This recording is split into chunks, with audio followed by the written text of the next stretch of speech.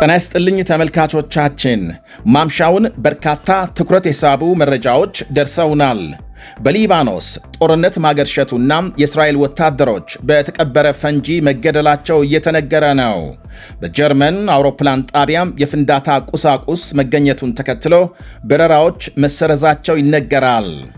አሜሪካም የረጅም ርቀት ሚሳኤል ስለመጨረሷም፣ በቀይ ባህር የነዳጅ መርከቦች ላይ የሚፈጸመው ጥቃት ተጠናክሮ ስለመቀጠሉና ታዋቂው ቲክቶከር በቀጥታ ስርጭት ላይ እያለ ስላጋጠመው አነጋጋሪ ጉዳይም የምንለው አለ።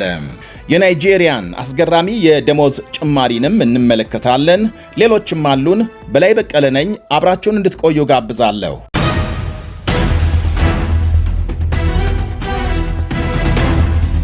የእስራኤል ወታደሮች በደቡባዊ ሊባኖስ በደረሰ ፍንዳታ መገደላቸው ተነገረ። በሊባኖስ በአንድ ሕንፃ ስር በተቀበረ ፈንጂ 2 የእስራኤል ወታደሮች ሲገደሉ በርካታ ሌሎች ወታደሮች መቁሰላቸውን ዘገቦች አመልክተዋል። የእስራኤል ጦር በዚያው በደቡብ ሊባኖስ የሚያካሂደውን ወታደራዊ ዘመቻ መቀጠሉ ተነግሯል። የዘመቻው መቀጠል የተሰማው የሁለቱ ሀገራት ተደራዳሪዎች በሮም የጀመሩት 7ኛው ዙር የተኩስ ማቆም ንግግር ለሁለተኛ ቀን እየተካሄደ ባለበት ጊዜ ነው። እስራኤል በደቡብ ሊባኖስ ተቆጣጥራቸው ከሚገኙ ከ60 በላይ መንደሮችና ከተሞች ጦሯን እንድታስወጣም የሊባኖስ ባለስልጣናት ቢፈልጉም እስራኤል ግን የሄዝቦላህን ትጥቅ መፍታት እንደ ቅድመ ሁኔታም አስቀምጣለች። የሊባኖስ ብሔራዊ የዜና ወኪል እንደዘገበው በዛሬው ዕለት እስራኤል በደቡብ ሊባኖስ ባካሄደችው ወታደራዊ እንቅስቃሴ 2 የአየር ድብደባዎች ተፈጽመዋል። የእስራኤል ድሮኖች በጢሮስና በዙሪያዋ ባሉ መንደሮች ላይ እንዲሁም በቤይሩት ደቡባዊ አቅራቢያ ዝቅ ብለው ሲያንዣብቡ ውለዋል። በዚያው ደቡብ ሊባኖስ በደረሰ የቦምብ ፍንዳታ 2 የእስራኤል ወታደሮች መገደላቸውን ተከትሎ ውጥረት ማየሉ ይነገራል። ከፍንዳታው በኋላም የእስራኤል ጦር የተጎዱ ወታደሮቹን ያነሳ ሲሆን በደቡብ ሊባኖስ በተለያዩ አካባቢዎች ኢላማቸውን የጠበቁ ጥቃቶች ማድረሱን አስታውቋል። ባለፉት ጥቂት ሳምንታት የኃይል እርምጃዎች ቀዝቀዝ ብለው የነበሩ ቢሆንም የአካባቢው ሁኔታም አሁንም በቀላሉ ሊደፈርስ የሚችል ስስ ደረጃ ላይ ይገኛል።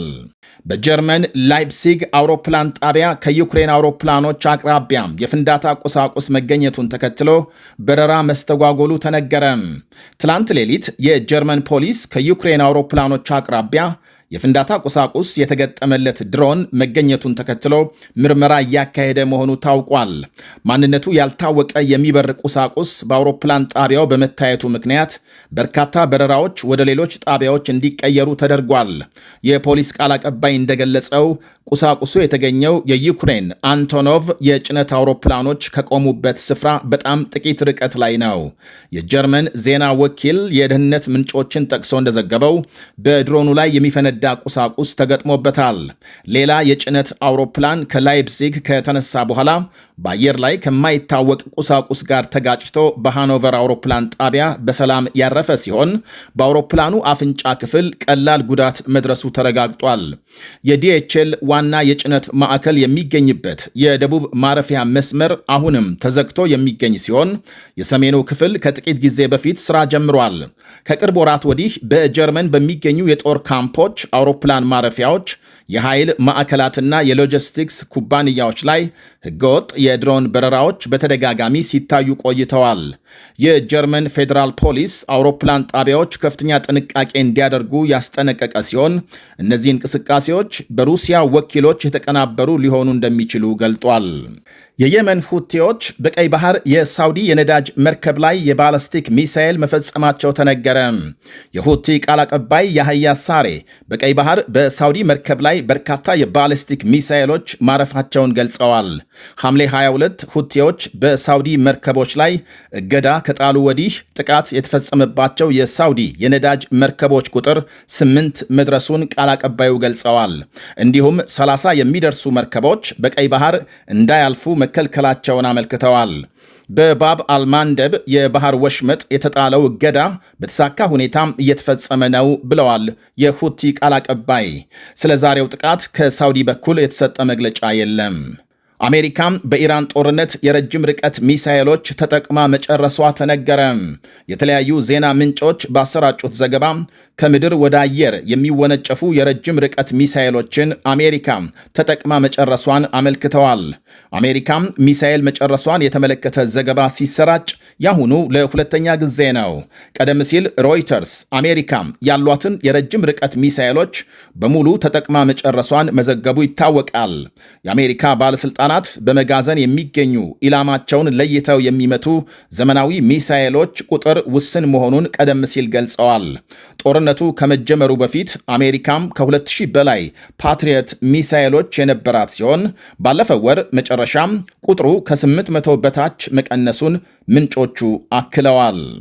ታዋቂው የሜክሲኮ ቲክቶከር ሴዛር ጋስቲለም በቀጥታ ስርጭት ላይ ያለ መገደሉ ተነገረ። ጋስቲለም አንድ ፈጣን የምግብ ሬስቶራንትን ከሁለት ጓደኞቹ ጋር በጎዳና ላይ እያስተዋወቀ ሳለ ሞተር ሳይክል በሚያሽከረክሩ ግለሰቦች በጥይት መገደሉ ተነግሯል። በቲክቶክ ከግማሽ ሚሊዮን በላይ ተከታዮች የነበሩት ጋስቲለም በቀልድ አዘል መልእክቶቹ ይታወቃል። ከዚህ ቀደም በተመሳሳይ የ23 ዓመቷ ታዋቂ ቲክቶከር በተመሳሳይ ቀጥታ ስርጭት ላይ እያለች በጥይት መገደሏም ይታወቃል። እዚያው ሜክሲኮ የናይጄሪያ ፕሬዝዳንት ቦላ ቲኑቡ በሀገሪቱ ውስጥ ያለውን የጸጥታ ችግር ለመቋቋም ለሚታገሉ የጦር ኃይሎች አባላት እስከ 80 በመቶ የሚደርስ የደሞዝ ጭማሪ ማድረጋቸውን አስታወቁ።